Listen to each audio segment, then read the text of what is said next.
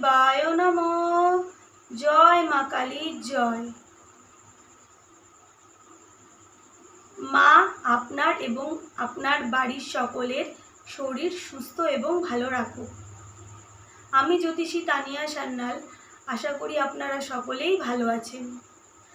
আজকে আমার আলোচনার বিষয় হলো গণেশ চতুর্থীর সময়সূচি। 7ই সেপ্টেম্বর শনিবার গণেশ চতুর্থী। কখন তিথি শুরু হবে এবং কখন তিথিটা শেষ হবে এবং পুজোর শুভ সময় কখন এবং গণেশজিকে কি কি ফুল, কি ফল এবং কি ভোগ নিবেদন করতে হবে এবং গণেশজির নিরঞ্জনের সময় কখন এবং কবে সম্পূর্ণটাই আপনাদের সাথে আলোচনা করব।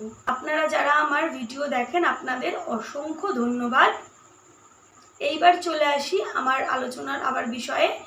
গণেশ চতুর্থী 2024 সালে বাংলায় 1431 সনে তিথি, চতুর্থী তিথি যেটা শুরু হচ্ছে 6ই সেপ্টেম্বর শুক্রবার দুপুর 3টের সময় এবং 7ই সেপ্টেম্বর বিকেল 5টা 36 মিনিটে চতুর্থীর তিথি শেষ হবে। পুজো করার শুভ সময় হলো 7ই সেপ্টেম্বর শনিবার সকাল 10টা 21 মিনিট থেকে দুপুর 12টা 50 মিনিট পর্যন্ত। আপনারা গণেশজিকে লাল জবা ফুল নিবেদন করতে পারেন। লাল জবা ফুল গণেশজির প্রিয়। কুন্দ ফুল নিবেদন করতে পারেন। নীলকণ্ঠ নিবেদন করতে পারেন। আপনারা গণেশজিকে ফলের মধ্যে নারকেল, কলা, জাম, আতা এগুলো নিবেদন করতে পারেন। গণেশজির প্রিয় ফল।